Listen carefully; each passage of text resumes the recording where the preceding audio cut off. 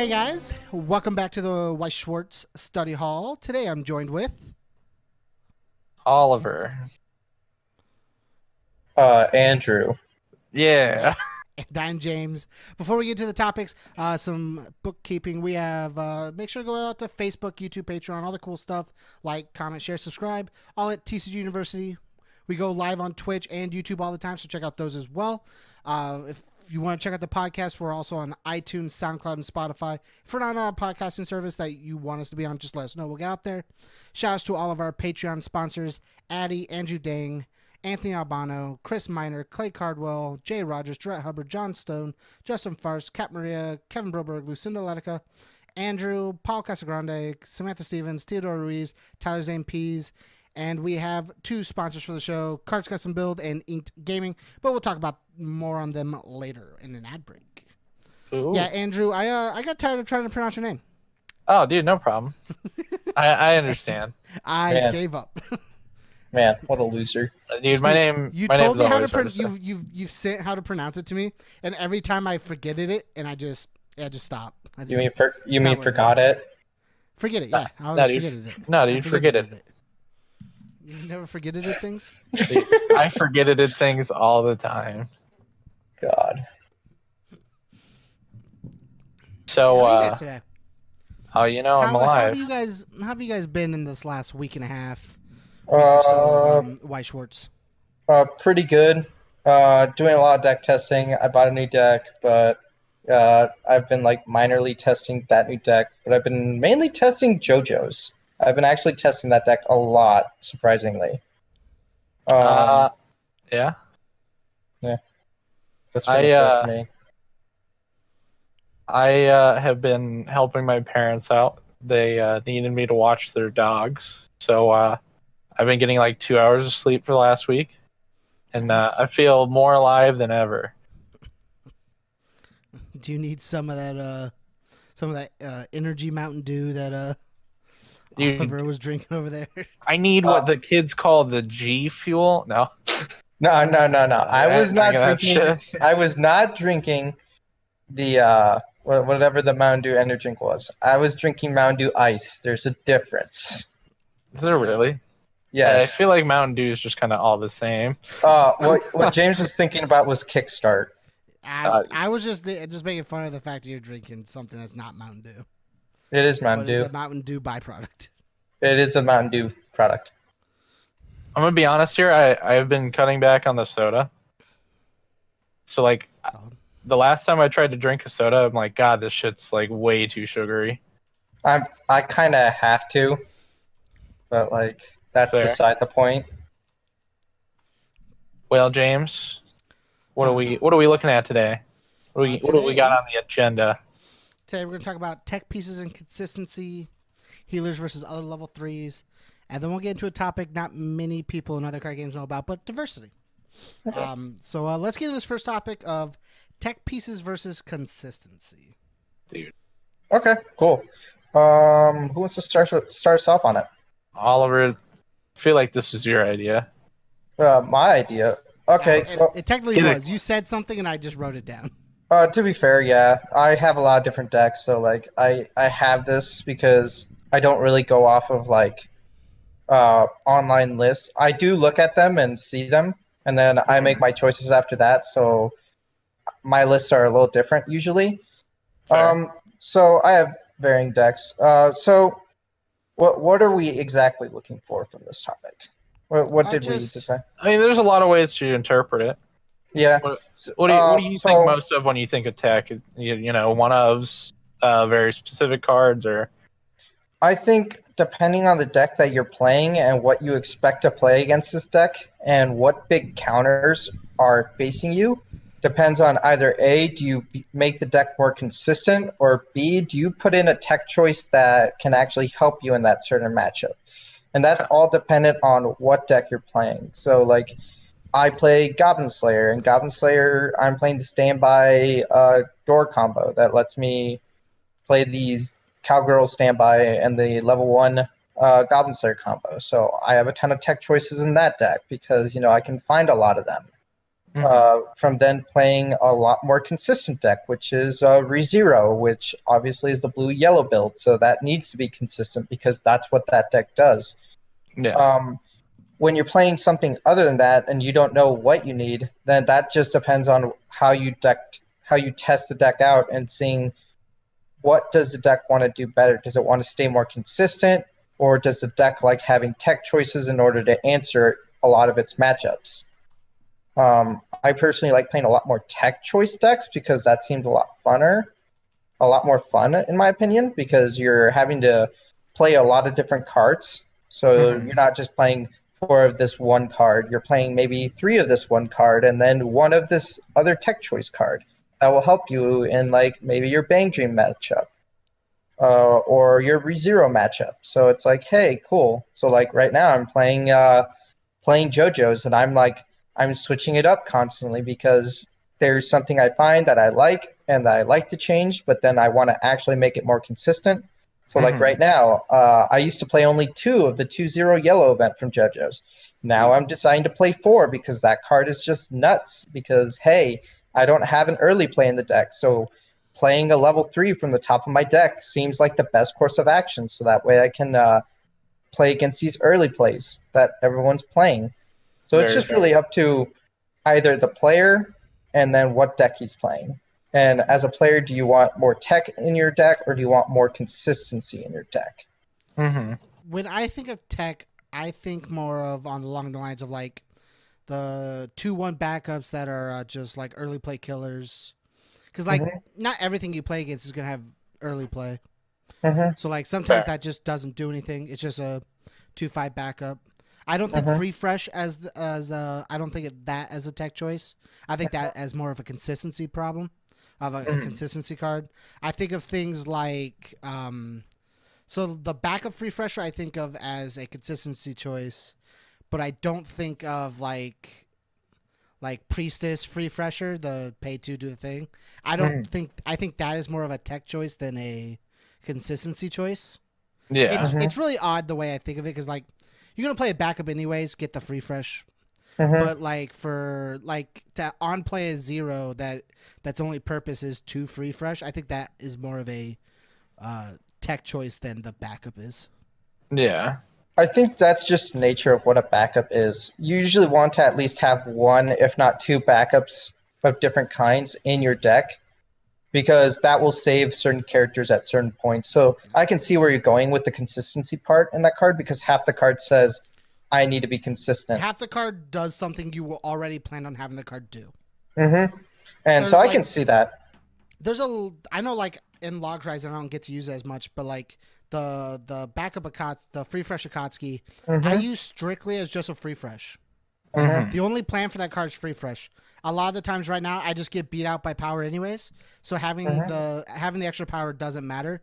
It's strictly on the consistency of making sure I take the least amount of damage I can possibly take in a turn. Yeah. And taking that refresh damage is just not worth it when I'm technically already powers behind. Yeah. Not enough value. Yeah. I also think of like the early play killer characters as tech choices as well. Though they do have more of like a consistency level of you can play them at any point and still get your job point, your plan across. You still end up with the problem of like it's not your most optimal choice. Yeah. There's probably something else that works better with your game plan. You mainly play that so you have an out. You have a good out to respond to your opponent's early plays. Yeah. It's not for the purpose of doing anything better on your end. It's just for countering your opponent. I think of at least my personal tech choices. I think of them more along the lines of like there's scenario based things that you can think of, and I feel like that's what a lot of people think of. I think of it more of matchup based. So like specifically I look at what decks are going to be more prominent in whatever I'm playing in, and then I try to gauge my decks towards that. So like taking the deck that I've had the most time with, Diva, I'd say I've evaluated that deck pretty much against everything, but the easiest way for me to break something down is like, hey, I'm going to be playing up against, say say something that has 1/0 suiciders, and they're gonna try to kill off soundless voice combo. So I look at it and I say, hey, what do I need to have? And luckily there's something that gives levels in Diva, so I can specifically say, hey, I need to get this card on the board, and that's why I have it in as a tech card. It is a one of, because numbers are still constrained in that deck because we don't have Diva X, but it's something where I look at it as what are things that can essentially attempt to shut down my deck, and what do I need to do to make sure that I'm preventing that, rather than so based on the set, of course, because you can't obviously counter everything for every set, but you can get around some of their core mechanics. So like, if you're playing Attack on Titan, they're not getting over your lens, but you got to have a game plan against their 3/2s, so you're going to want to hold more backups and stuff like that. That way they're at least not getting value off of reverses. So it's stuff like that I more so look at for individual matchups, because again, you're not going to win on every front, but if you can win most of your battles, you're gonna do better in the end. Yeah. It's kind of the way I'm feeling when I'm building, I'm building around my Log Horizon deck, because it's the only deck I play that's non-competitive, really. Well, it's Goblin Slayer's the only deck I've built that is competitive, but Log Horizon's like my super pet deck. Fair. But currently, I think I'm just taking out the Natsukus. Really? Everybody gets over the Natsukus anyways. The only good part about the Natsukus get so huge. Do you know how many times I've went, man, I got a pretty big Natsuku on board, and somebody goes, my dude's bigger now. And I'm just like, I guess. Dude, that thing gets up to 18,000, man. Yeah, I get it, but some dudes just get bigger and it's unfair. So what I think I'm just gonna do is we're gonna play 4 Akatsuki healer. We're gonna play 3 of the back row Shiro, and we're gonna play 4 of the TD Shiro. Jesus, dude, not even switching to the Akatsuki combo. What? No, we're gonna play the 3/2 healer. Well, the end game combo. That's what he's saying. So you're using the Akatsukis to burn one. Yeah. Oh well, we're still gonna play it. We're still gonna have the combo. It's just I'm just using it more as a healer than the combo. Yeah. Because the one problem you get with like Log Horizon in general, or older sets, is there's underpowered. Yeah. So I'm just changing the consistency part where the 3/2 TD Shiros say when you attack me, I can look at the top card and either get rid of it or keep it. So I just get to funnel through my deck. The Akatsuki's heal. Yeah. I'm going to focus more on a defensive mainstay instead of just a wall mainstay. We're just going to keep playing defensively compared to just I'm going to try and wall out. Fair. I think there's merit. I still get all the cool parts about the Shiro back row that made the Natsuku good, but I get that on minimum or maximum 2 of the Shiros or Akatsukis that I place on board. So if I gave 2 of my Shiros -2 soul, and every time you attacked, I got to just bump a card off the top of my deck. It's something. Yeah. Because Natsuku's really cool, but people are able to get over it. And it's just, to me, it's just not as strong right now. I mean, I think that's definitely something where I personally, when I built the deck, I haven't had it for a while. But I personally, when I built the deck, I would at least keep it as a one of, just because, it takes up a slot, but for some matchups, it's pretty crucial. I was thinking about it, but I think I'm just going to, it'll be a testing thing, but yeah. I'm going to try and play 4 Akatsuki, 4 Shiro TD, and 4 of the 3 of the Shiro backup. I mean, that's what tech's for, man. It's all for testing. Yeah. Yeah. Now, I think, you got people who are going to say, hey, this is your build regardless of what you do. This is what you have to do. But I think the ability to have tech in a deck and the ability to evaluate what you as a player needs, I think that's what really brings the ability to look beyond meta decks. The ability to look beyond the meta decks. Yeah, the person, I can't remember their name, but the person that took Card Captor to Worlds and got 4th, that person looked beyond meta decks. When I was looking at the Log Horizon, it was just I looked at the things I'm already seeing. -2 soul with the Shiro back row. because like a Fate basically has that, and so does Priestess. Yeah. It's Rider, right? Yes.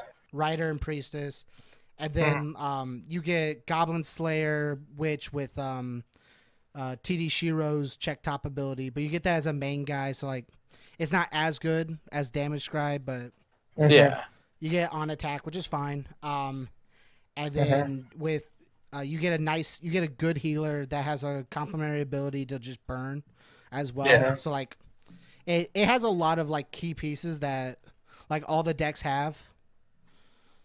Like instead of focusing on just the main bodyguard build. For sure. Yeah. I think there's a couple really cool things that you can do in the set. Like if you haven't looked into it, the alternative level 1 game with the oh god, what's his name? The little samurai kid. Toya? Jesus. Yeah. I think the Toyo 1-0 and it's not, is it Minori? Yeah, Minori. Yeah, the Toya and Minori 1-0 and the 1-1 synergy. That card is actually kind of just nuts. Yeah, I was looking at a bunch of things, seeing if, because like obviously I want to do like a log horizon. I wanted to like mainly stay log horizon, but like like Sojiro's really good. There's a bunch of good ones. Like Krusty's not a bad card. Yeah. It's like there's a bunch of good cards that just they don't have synergy with anything, but they're just solid basic cards. Yeah. Like I think that's one of the problems with Log Horizon was just like they built what they wanted you to play, and then went, here's some cool cards. Yeah, and that's that. Like circling back to the person who took Card Captor to Worlds, they saw the opportunity that a lot of sets run 1-0s, and they saw the opportunity to play like the 1-1s that can't die to those. So I think like stuff like that. That's what really shows knowledge of a player of to like, hey, this is what I'm going to be going up against. And he did a couple other things, like he didn't run the green combo or the green finishing combos. He actually took the reflect combo, which I personally think is dank, because that's what I was originally going to build when the set came out. But I never built it up until now, which I'm glad I have the deck now. So I do have a couple. So fun. We were talking about this in the pre-show of like what I'm going to pick up next, because I bought a bunch of Log Horizon. I just thought of this now. I do want to try and pick up like a bunch of like cool decks that I think are cool. Like fair. I want to pick up like Gurn login loop thing. I want to pick up that. I think that's really cool. Yeah. I don't think I'll be able to afford it depending on like the pieces. I'm not sure about the price on it. But I want to pick up Cat Bus. Ooh. P5. Yeah. I mean, I think that's really cool. I don't know if I'll be able to afford that one, but depending on what I pick up, I can just let you borrow it. That's which is fine. There's a bunch of like cool decks I just want to pick up because I think like the deck style's cool. Like the Gurn login loop. I like the idea. Like I built my both my Darling deck and that I'm trying to pick up, and the Exorable deck I have are built with trying to play markers and try to kind of crunch down my deck that way. Yeah. Which I think is really cool. I wanted to pick up like No Game No Live because it has a bunch of counting, and I like counting. I just want to pick up like a bunch of weird playstyle decks because I think those are cooler. James, you need to pick up the you need to pick up all the Shiro cards for Lock Horizon, and whenever you play someone, you just do the glasses shift. Just play an entire Shiro deck. Yeah, dude, you just play purely to do this. My deck plays a lot of Shiros, like a lot. Dude, it plays a 2/2 early play killer. It plays. That just means you can run the backup. That's okay. That's another thing is I think I'm taking the backup out because it's just not as good as I wish it was. What, dude? What are you talking about? Getting up to like a 6K is great. Minori's not that good of a backup. I mean, what are you talking about? Vanilla 2K. It's what I live for. Dude, it's a cool card, but like 2K does nothing in Log Horizon. Yeah. 2K when you're able to stand with the meta is something. When Yeah. everybody's fighting at the same level, 2K is something. 2K is nothing when you're sitting at like C, D tier. I mean, you're not wrong, but you don't gotta be so mean to it. Hey, I think that card's really, really good. If Log Horizon was any better, that card would be nuts. Busted. But is it better? No. No. Dude, it's like Sword Road- Graham, dude. Bushy Road, give me the expansion, please. Dude, if you Give had me- the give me the expansion, it boost. actually gets to like marginal. Like it hits maybe a solid B tier, right? I'd say B is a little generous. I'd Maybe. say mid to high to C. I'll give you a B, maybe like B minus, like, yeah. lowest B minus was what I was thinking. yeah. I think it gets to like touch that. It's like touching. It's touching the heels. You're grasping the cusp of Just wait till we get season 3. dude. Season 3 set. When that's confirmed, I'll be very sad. Because we won't get it in English. Oh yeah, dude. We never get set 3s in English, right? Right, Butchie Road We don't get set 3s of anything that's not Sword Art. or Diva. I mean, what? Or Bang just- Dream. If we got Diva, we'd be in a really good spot. But you know, What else has gotten season 3s? This is gonna be a little tangent, but what else has gotten season 3s? Like has gotten third set. Sorry. Konosuba, Bang Dream, No, well, so English. My bad. Yeah. Konosuba, Bang Bang Dream, Dream. Sword Sword Art. Art.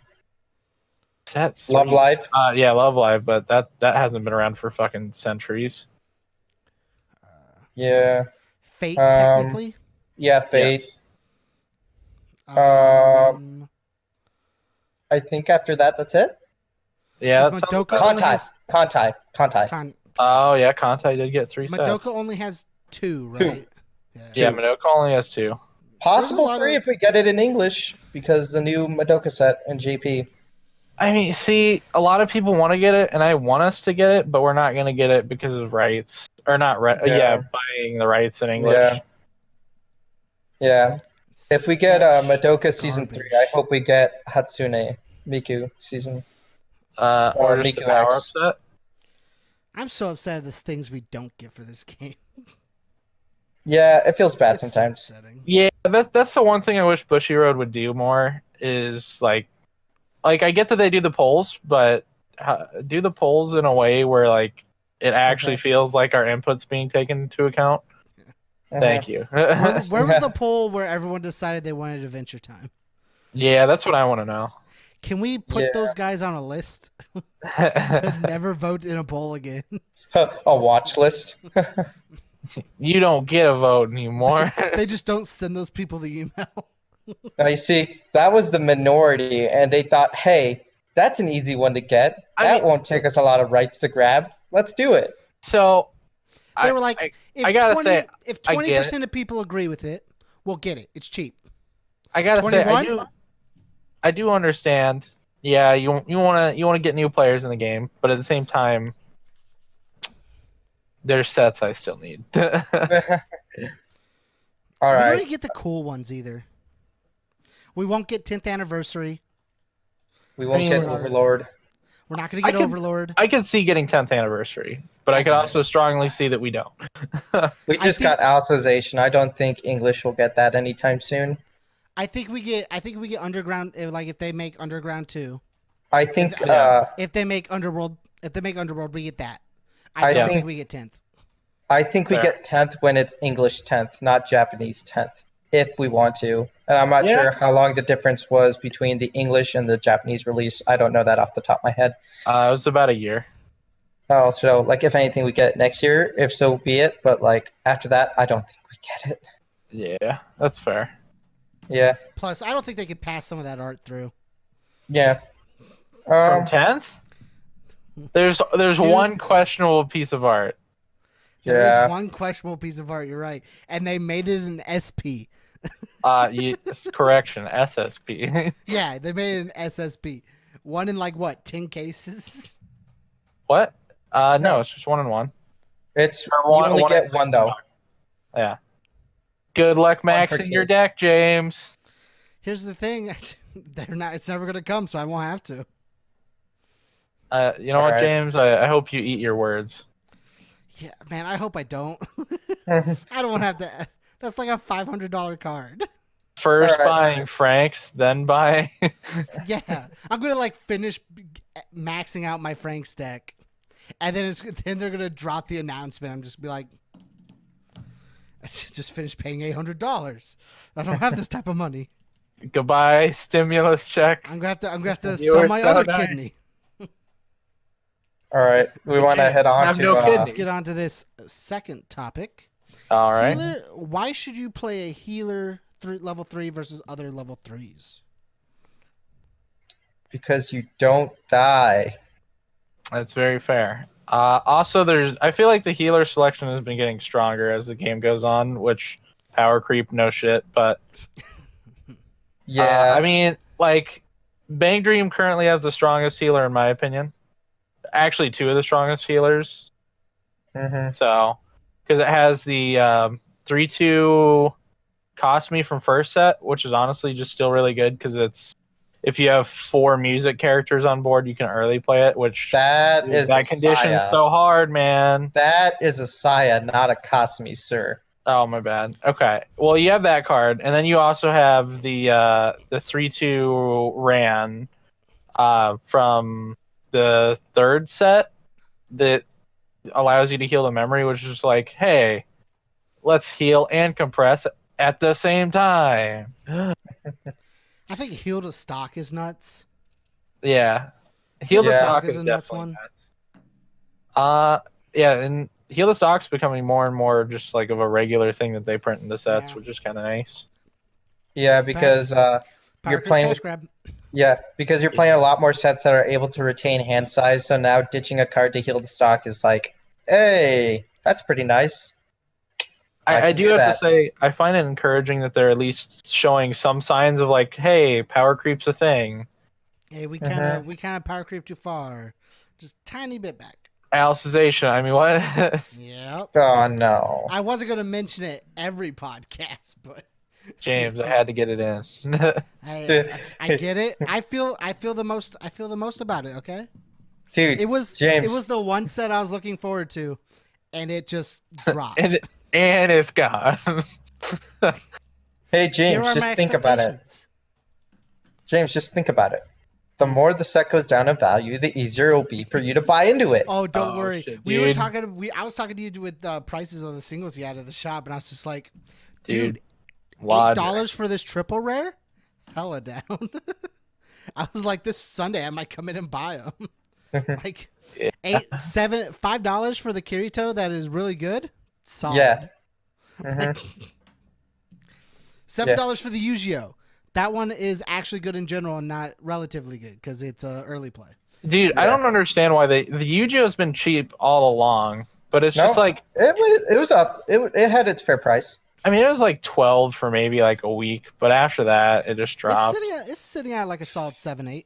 It's because the set. Like, if the Yeah. set was good, then the Yu-Gi-Oh would retain the price, but it doesn't. Well, the set's good. You don't play Yu-Gi-Oh in every deck, but the set's you not do. that good, so you play Yu-Gi-Oh in You- pretty much every deck. Yu-Gi-Oh is an early play, if not one of the only early plays in that deck. Yeah. So Oh, you're Like- just saying like if Alicization was better, you wouldn't play the Yu-Gi-Oh in every deck. Yeah. But since Alicization's so bad, you play Yu-Gi-Oh in every deck. Yeah. yeah. Hey, what'd you do with your administrator stuff? Me? Yeah, I still have it. I still want it. Oh, hey, James. I got some cards if you want them. Nice. The only thing that's worth like anything in that deck is going to be the PRs and your 3/2s. I got you. Yep. Joke's on you. I have the same deck. Got him. Oh, did you buy it from Larry? No, I had my own stuff for it. Oh, wait, yeah, I forgot you split a case. Yeah. But what were we talking about? The topic we went off. Topic. Healers. Oh. Healers versus other level 3s. Oh. Well, if we wanna go to my to the JP side of stuff, there's a lot of nutty healers. So if we do get some of that stuff from JP, Like hey, what? we get some. What cool healers are we getting? What cool healers could we get?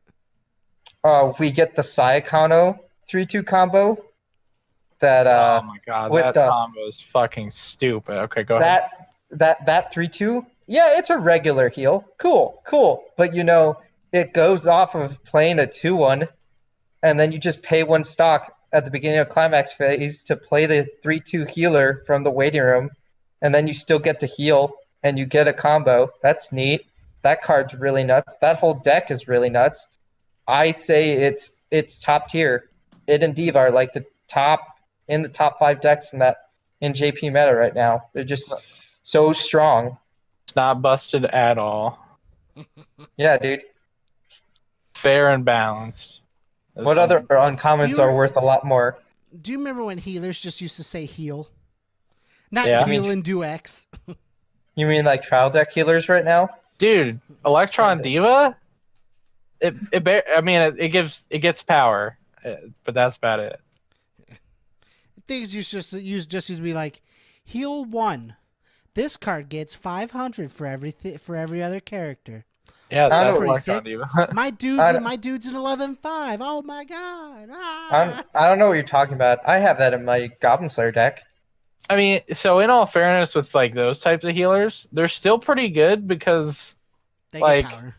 yeah, because they get power, which they're actually starting to kind of not give to things in some sets, Mm-hmm. and it just kind of makes you go like, what? As they should, as some things just get obnoxiously big. That's Yeah. true. Yeah.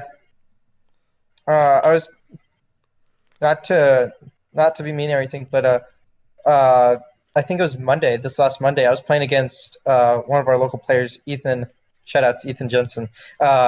He was playing P5, and I was playing Goblin Slayer, and like I just sat on my trial deck healers because they were the only big enough thing that could stop his Joker from like reversing me. Because his Joker got to like 16,000, and my Priestess was sitting at like 14, 15k, and I had to hold the backup that I play a one of in my deck in order to get over it. Lol. And then we played game 2, and I just played the Cowgirl 2-1 in the back row, and my torches gave me 2,500 power for free. Yeah, that's another thing that they kind of made that was too good. Now, another thing that I think is really interesting with kind of a direction that some decks take, that's the ability to do like the tap 2 healers. Yep. There's a couple decks in JP that are just like, hey, this card's actually relevant because I'm just going to build stock like a freaking genius. Pay 2, tap this card, heal 1. Yeah, there's a lot of stuff where it's definitely here in English, but it's not prevalent at all. Whereas in JP, there's actually some sets that can make it viable. Yeah, because the meta decks in JP are a little different. They have a little different spread compared to English, because they have a lot more decks that just sit around and do nothing. Case in point, Diva X is consistently based and is just gonna sit there till they know they can kill you with their gold bar combo. Dude, combo's so good. Same with Saikano. It can just sit there and just wait till you're about dead, and they're like, oh, now I'm gonna play my gate combo and just kill you from here. Yeah. You still have Goblin Slayer standby that plays Resurrection, and you're like, oh, I'm almost dead at 3-5. Well, I can find Resurrection. I'll go down to being 3-1, if not 3-0, which I've won many matchups with that deck because I just go from being 3-5 to 3-6 to going down to 3-0 and just killing my opponent. I'm at 3-5? Oh no, whatever will I do? It's one of the only reasons I want to play more than one Resurrection on my deck, is just because of how strong it is. Yeah, it's literally a 1-up. It's one of those things where, like, if you get the Resurrection off, in the game's dragging out, you could honestly get it off a second time, but Mhm. it goes to memory, so you do have to play the second one. So you have to If play it- two. That's the if it reason. if it didn't go to memory, that card would just be. That'd be at least a $2 uncommon. Yeah, Because right now it's less than $1 because it's an uncommon. But Yeah. like, it would be worth a lot more because people would be playing it and it's not as easy to find. yeah, that's fair. Especially in like the standby priestess build I'm playing, Hmm. where like you hit level 2 and you pop out priestess, and you kind of just sit on a wall forever getting stock. And you just What's wrong with that? I like there's wall. nothing wrong with that, but it makes res nuts, and it makes the pay 2 heal 1 nuts as well. That's Mhm. true. Yeah. Oh. And then you got the Sayaka's Wish, which is just always bueno. Yeah. And if we get third set Madoka, that card just becomes even more nuts because then you're playing it in the new set as well because you're Yeah. able to find it, I believe. I honestly wish that we got like Madoka set 3, or not Mhm. Madoka, Nisekoi set 3, Hmm. just so like, because like healing's really good in that deck, but then you Mhm. also have the damage scries, which are just nuts. Hmm. And I honestly think the damage scry mechanic is it's definitely something in English now that we have Goblin Slayer, but before we had Goblin Slayer, nothing really took like hard advantage of it. Yeah, the only other thing I think did it was P5. Does P5 have damage? I think they do. No, No. the only thing I set- can think of is Fate set one Apocrypha. And set one Bang Dream. Yeah, and I Right. mean like those are like your super niche builds too. Yeah, you're playing Tae in Bang Dream, and then you're playing what was that? The 3/2. What does damage scry in Fate Apocrypha? There's a 3/2. It's Yeah. the 3/2 blue that you can play with What the is- Sigurd build. The Siegfried build. Yeah. I played the deck and I played it as a one of, and I forget it. Yeah. Is Well, it yeah, the writer? I No. can't remember. It's like the wolf girl or something. Yeah, whatever. She has We know. ears. That's all I can remember. Yeah. Oh, the Atalanta. Yeah. Yeah. There we go. I did it. Figured it out. Got 'em. But yeah, you'd play the standby build for that, and that's really good. Mhm. But yeah, like you said, those are really niche decks because there's better decks in the set that you could play instead. Yeah. I mean, like they're damage scries that don't like get anything else that like you really care about. Mm-hmm. Yeah. Whereas the Goblin Slayer one, it's more relevant because you can do other things with it at the same time. Yeah, because the whole premise of the old Bane Dream Tae deck was literally to play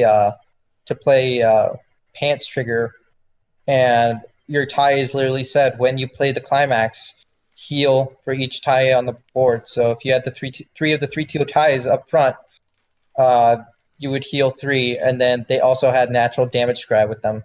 Yeah. So you're just like, hey, I'm just surviving as long as I can. Is that I probably missed it. Is that a climax combo or like an on play? Heal is climax combo. Natural ability is damage scry. Yeah. So like you could heal like your entire thing. You can heal your entire clock. Well, no, you'd only be able to heal 3 when you play the climax because they have to. Heal one. Yes, it's heal 1, heal 1, heal 1 Okay. because the card itself says heal 1 when the climax is played. I heard it as heal 3 and I was like, man, it's like heal 9. Dang. No, Dude, that'd be way too strong. No, that deck would still be playing. But Dude. no, I used to own that deck, and that was the deck that got second against Connor when he got first in Texas. Yeah, Texas. That was the deck he was playing against, and that was when no one really played Bang Dream because Bang Dream had just come out like 2 weeks beforehand, and no one had really like tested the deck out. I mean, so this guy brought it. In all fairness, the regionals. First-hand account that I can recall from Connor, he also did say that the deck kind of just waffled. Mm-hmm. Yeah, and that was the problem with Bang Dream. It was high rolly, like not anymore. Not anymore, but when first set came out, there was not a lot of consistency with the deck. Yeah. You had the makings of having a consistent deck, but you had to play red and blue, which is hard to play with that set. Because blue really liked to do just blue things, and red wanted to just do red things. Yeah, that's the one thing I'm excited for next set about. I'm Being not able to master red and blue. I don't care about that set anymore. Too many people play it now. It's too much of a meta deck. Whoa! It's a cool deck, man. Speaking of too many people playing the same deck. Before we get to that, you can't be upset because I'm going to own all of them. Yeah. Go ahead. Before we get to it, I think we should go to an ad break. You're right, man. That is such a good segue and everything. Got him. Let's go to the ad break. This week's episode is brought to you by InkedGaming.com. Are you looking to get custom playmat? Well, then we suggest you check out InkedGaming.com. They've got custom playmats, dice bags, mouse pads, and so much more. They even recently added a stitch option to their playmats and mouse pads as well. Inked Gaming lets you play your game with your style, and if you want to get 10% off your entire order, use the code TCG University, all caps, no spaces at checkout, and help support us by customizing your gaming style. And then lastly, we are brought to you by Dex Protection. Dex Protection is on a never-ending pursuit to create the highest quality storage and protection accessories. Their design and innovation comes from diehard gamers and collectors just like you. So they know what you want in the products that you buy. They are constantly taking in feedbacks from their customers and have no plans of stopping their innovations or their drive to refine their products until they're recognized as a leader in their industry. They make terrific products, all with the avid gamer and collector in mind. So go ahead and check them out. A link will be in the description down below. Now, back to the podcast.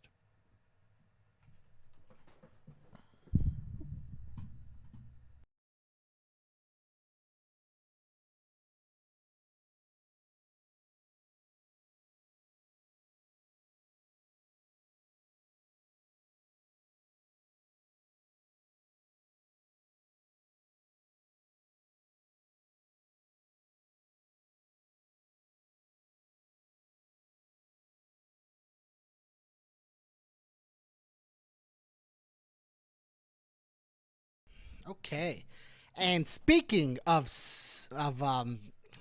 people playing the same deck, because segue was ruined, had to jump back into it. Speaking of people playing the same deck, let's jump into our third topic today: diversity. So this comes more from a standpoint of a different game, and the influence. What game, James? Universes. Oh shit, dude! It seems like you might have some experience with that game. I think we should save James for last. I think we should save James for last in this topic. He'll be able to clarify it more.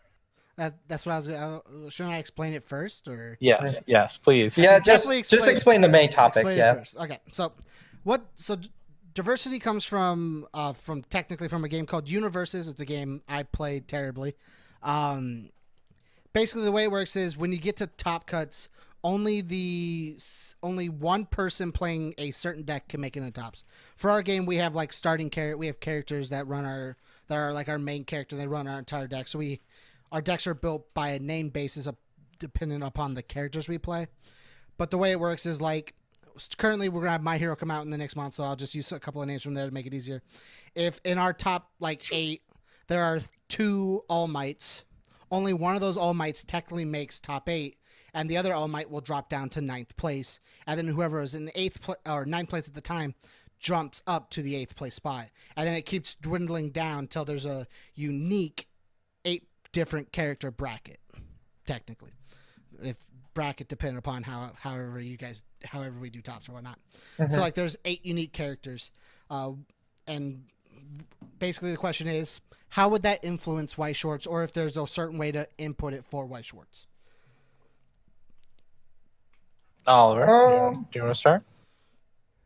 Well, I was thinking you should start because you have the least experience with it. So you do have the least experience.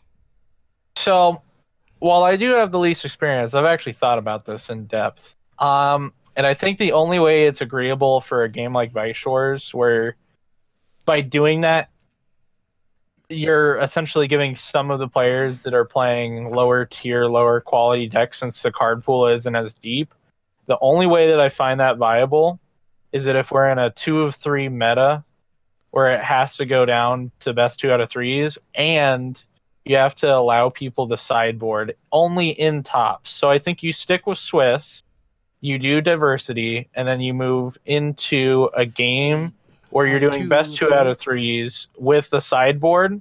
But the sideboard would have to be pre-listed just like your deck, and it could only be like a maximum of like 10 cards. I think that's my true feelings on it. 10 is a whole lot, my guy. That I don't agree with the number 10. I think 10's way too much. I honestly think if you're trying to make a 10-card sideboard, that literally says my deck can play either 2 different level 3 combos and 2 different level 1 combos for whatever matchup I'm playing. And I feel like that doesn't feel right. I think you make the number 6. 6? I think it would have to be at minimum 8 is the problem, because you have to be able to at least switch a combo. Well, and you're not doing it with 6 cards. Yeah. I would be okay with 8. But I don't think you make it 10, because then you can change certain stuff about your deck.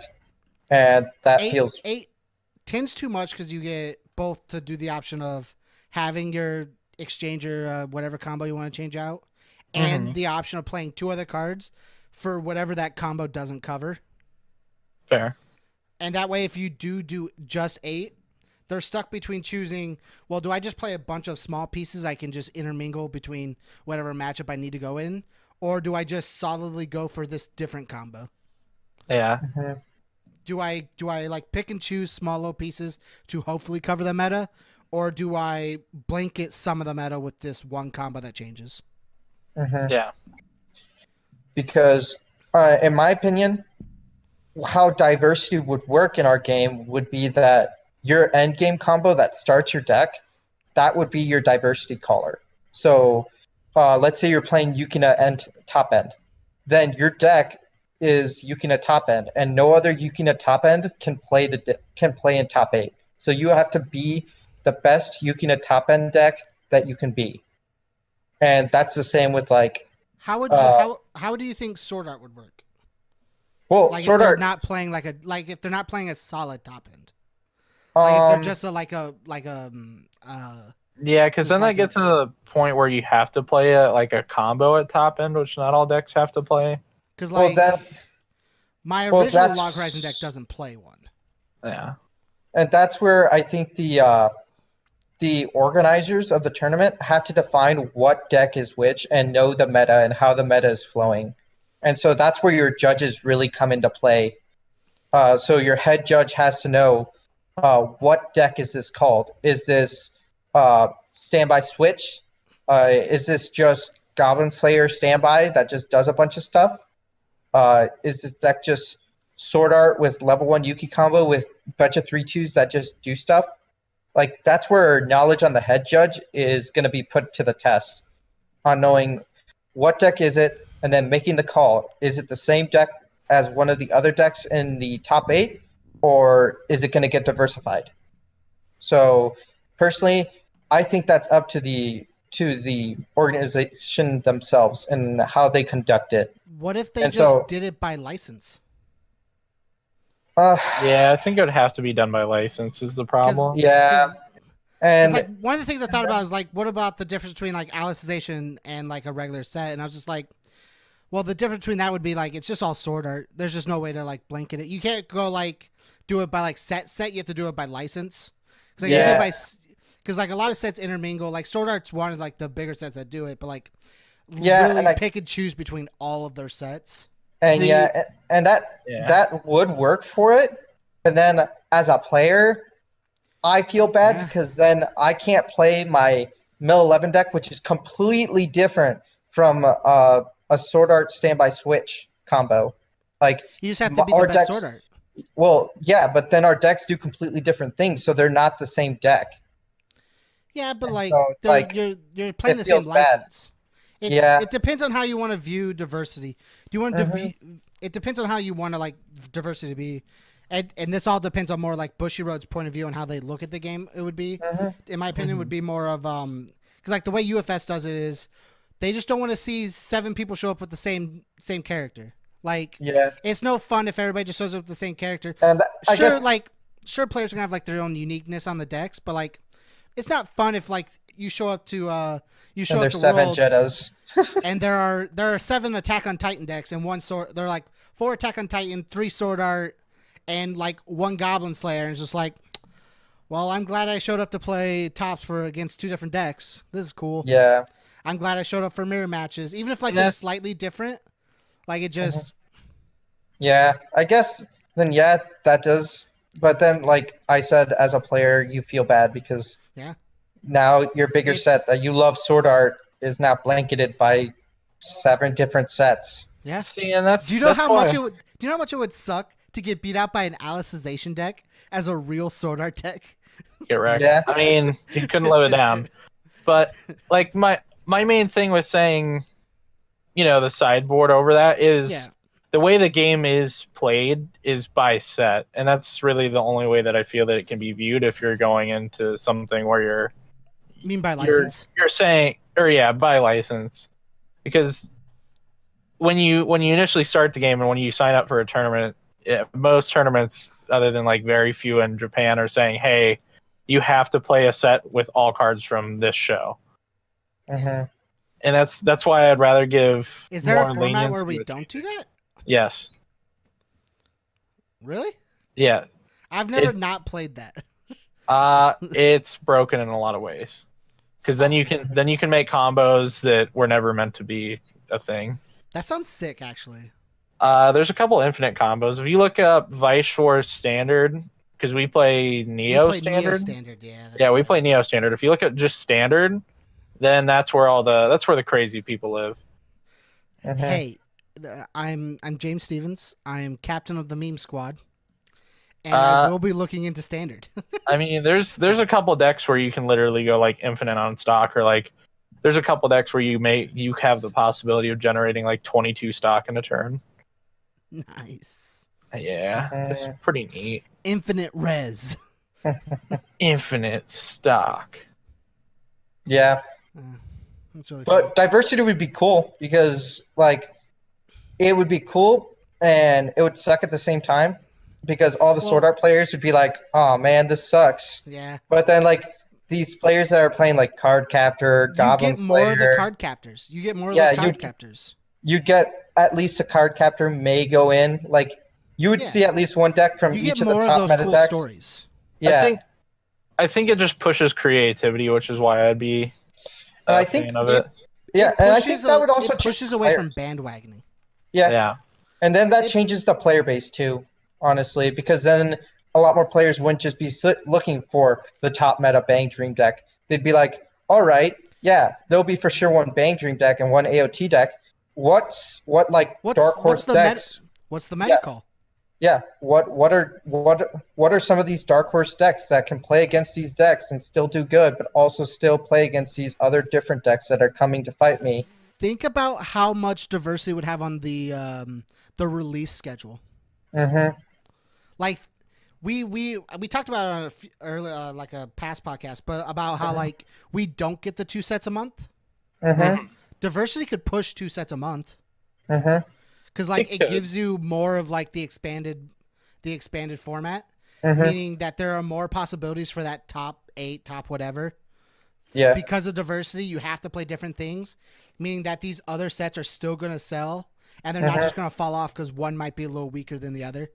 Yeah. I think if Bushiroad were to implement this, they would have to implement it at a regionals level and not try to do it at a world's level, because at a world's level, it's just it's harder.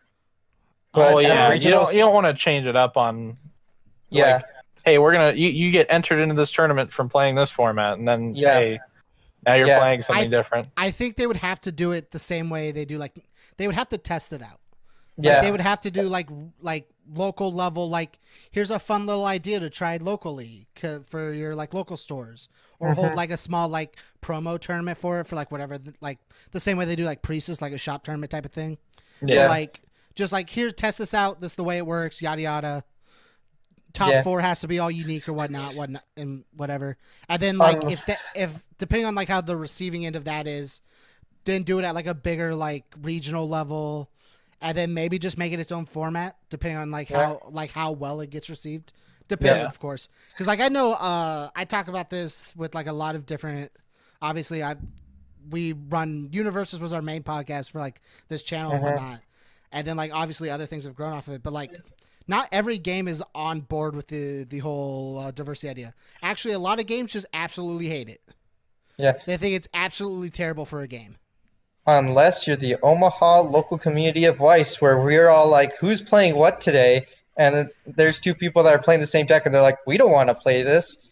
Well, Do you want to play this deck today? Okay, yeah, I'll just pick one of my other decks. Cool, whatever. I don't care. That's why I bought all the sleeves. It's really what defines Universes. Like I'm going to rant a little bit about University. Like makes it a little different from other games is because like we don't absolutely hate diversity at all. We actually love it. Diversity is great for us. We enjoy it. It makes us want to play other characters. It makes deck building more unique for us. And it makes a drive towards committing to things that aren't just herp derp. I drop cool thing on board. I win. Yeah. And that's what I loved about the card game when I played with you guys, because I played Universes when it was UFS, and technically changed. Woo! This year. Yeah, and then I enjoyed that part because then it said I don't have to play these top meta decks. I could possibly play this deck that I really just want to play for fun and just play it and have fun and maybe make top 8. Like the big catch-all for like our entire game is just like. You can pick any character you want, and you can play that character very well and still do well. Just because like the only thing they fear for like diversity wise is if ever a set's just too strong. If for whatever reason some cards are just overly good, but like that's what a ban and limited list is for. That's what all that's for. It's just like if things get just a little too out of hand, you just reel it back in. So here's a question though. So say we do go down this route, we have diversity, right? Yeah. And say it is a situation where you get like a sideboard or something like that. Yeah. What happens? Do you get to sideboard beforehand, or is it a sideboard after the first game? Sideboard is usually always after first game. Yep. See, I feel like it'd have to be slightly different for Weiss though. Why? I don't think so. The reason being is that there's such a diversity from your tier 1 set to your tier 2 set. Yeah. But that's what the sideboard's for. Yeah. You chose not to take up that diversity battle, so you know going in that you're behind. Yeah. You chose that purpose. Yeah. And that's where I think it's fine. Because that's what the side decks are built for. They're there so that way you still run the main mechanic of your deck, but you have different options in order to get to your end game. So I don't think there would be a problem with having it after first game. Because, okay, sure, I lost game 1. I have answers to my opponent playing this. So they're in my side deck. And because Weiss Schwarz inherently is a game that you look through a lot of your deck throughout the whole match, then it's fine. Because especially with the way like pickups are in this game, like you get to play a lot of like drop searchers. You get to play a lot of like brainstormers.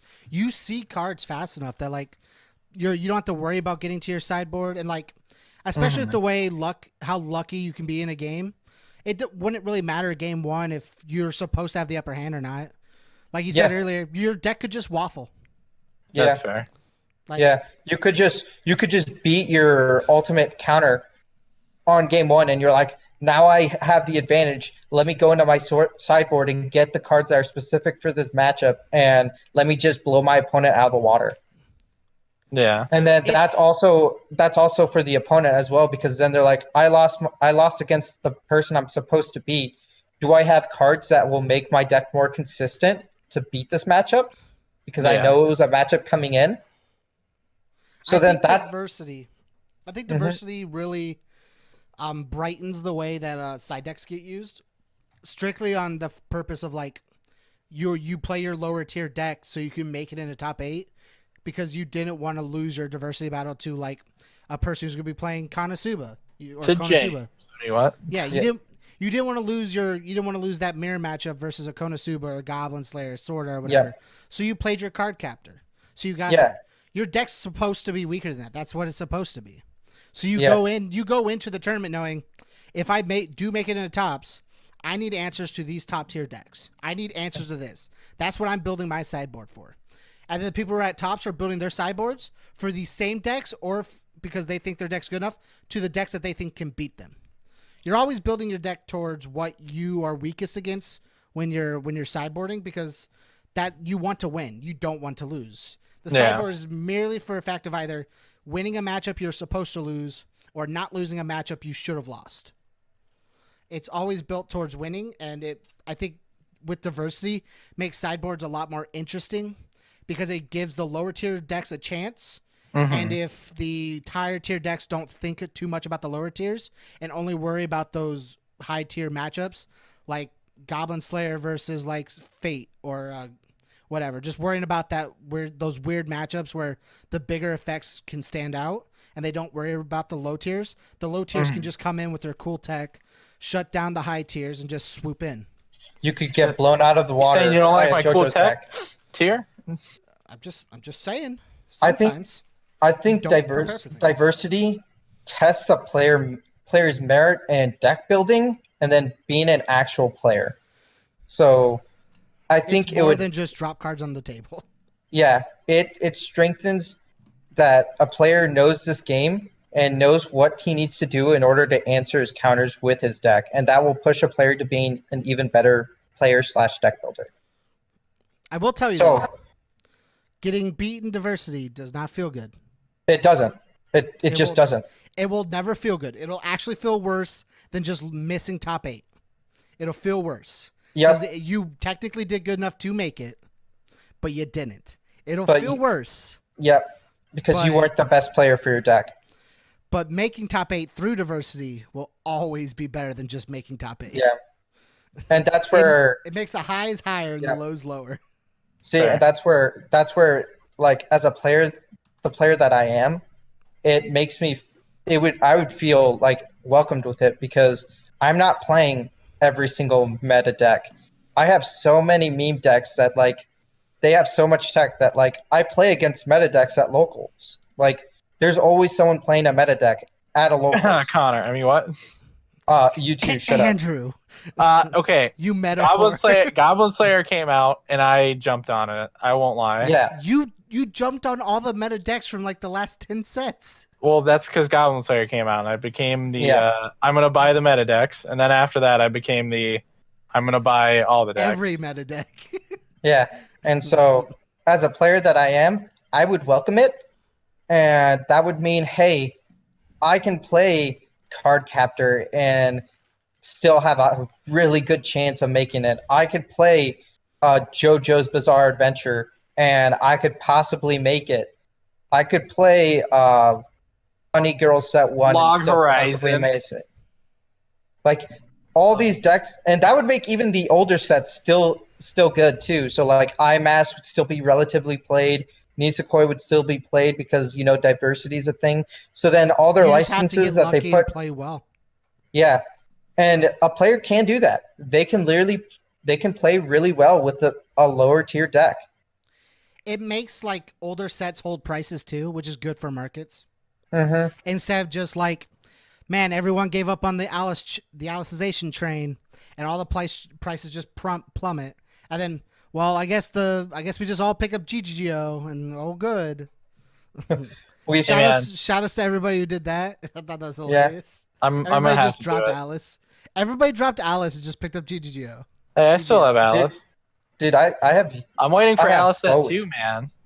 I have both. I don't know what you're talking about. Dude, as soon as I was just laughing because I saw a bunch of posts on Facebook about it. Just everybody like, yeah, I'm looking for a GGO deck, and I was just like, man. Well, dude, that's because those people don't want to wait for slime. And everybody's just like getting rid of their Alice stuff, and it's really nice when like a set just drops off the face of the planet. Yeah.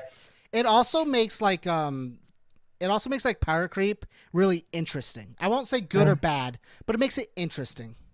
Yeah. Because obviously, if power creep gets too strong, you do end up in a problem of everyone still trying to play the same deck. Because like we had that happen. It's a lot. I will say that like if it ever does get out of hand, it's a lot harder to manipulate it in Weiss Schwarz than it was in Universes.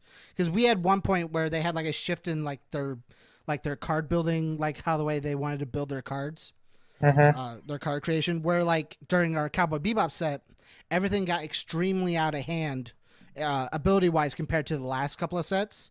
Like everything was stronger, faster, better, and it just got extremely out of hand to the point to where people would play bad characters and side into better ones, into the better characters just to dodge that diversity. But like with Weiss Schwarz, you don't have to worry about that, just because like there's no way to do that. It's built by the set. Not that you know. It's 50 built by card the IP. sideboard. Yeah. So like for like Weiss Schwarz, it'll be a lot easier to like avoid that power creep, like literal cash grab. Yeah. Like, you won't have people playing bad characters and the good ones. Nothing wrong with that. They'll just be playing the bad colors, James. There's actually nothing wrong with that for the same purpose of the reason why people play bad characters, play like their low tier sets compared to the higher ones. The idea of playing the low tier sets is to dodge the diversity. It's the same purpose. It's just it doesn't feel as good when you lose your best 2 out of 3 to a guy who sided in. Well, it'd be like if you played Alice and then sided into like a real SAO deck. Got him. You beat you like stomp the stomp the Alicization deck. They side into the regular SAO deck and just double stomp you. That's what it'd be. It'd just be like, man, they played this really shitty deck and then side into the good deck and just stomp me. Like, that's basically what it was, dude. They were playing Silica top end, and now they went into their standby switch. What do I do? You cry. It was a fun format for Universes, I'll tell you that. That's my favorite format. That's not true. It's my second favorite format for Universes. Dude, you see random Kens going into top 8, and you're like, what the heck is Ken doing that makes him so good? He just played Bebots up. Why is Asimov and Katarina at top tables? Why is Asimov Katarina in finals and worlds? What? Yeah, exactly. How's that happen? Shout out to that guy. Probably sucks. Probably a wash up now. Yeah. I heard that he's playing other games because he's not good at Universes anymore.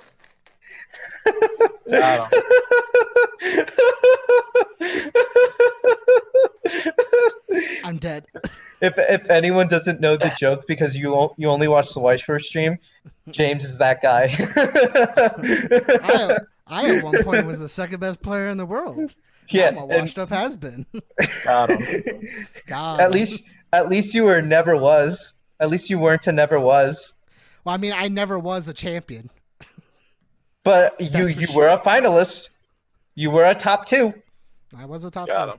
Yeah. Got me. That's better than what Tam is. Ooh. Isn't Tam retired though? Yeah, Tam retired this year. God, how can you beat up on old people like that, Oliver? How can you beat up on old people? He's retired.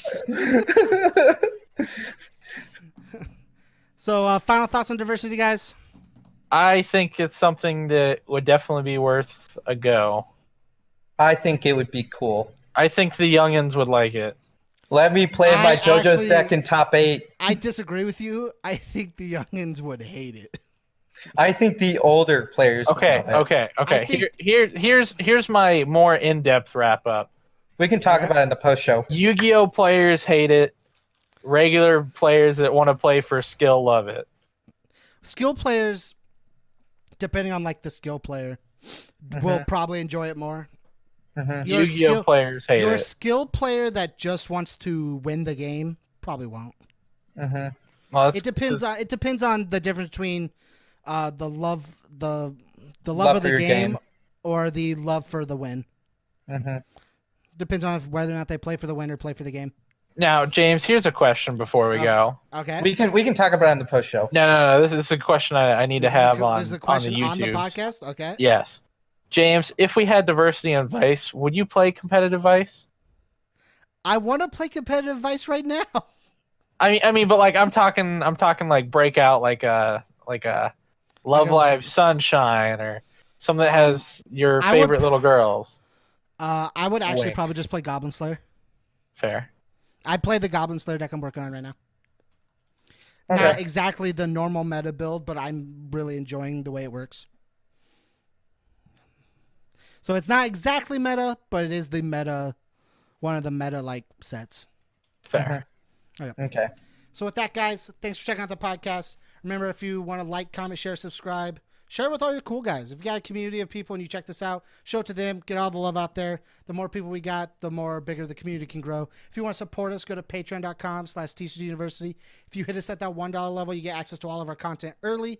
You get access to all of our content live, or most of our content live. You get access to our personal Discord where you can talk with all of us here. Pre and post show. Oh, You get the pre and post show, part of that live content. You get to talk to all of us here on Discord anytime you want to. If we answer, we try to answer. hey, I it's would rough. answer. I'm not James. You don't do anything all day. I work. Do you really? Yeah. Ah. Sometimes. Well, with that, guys, stay late. Hey, whoa.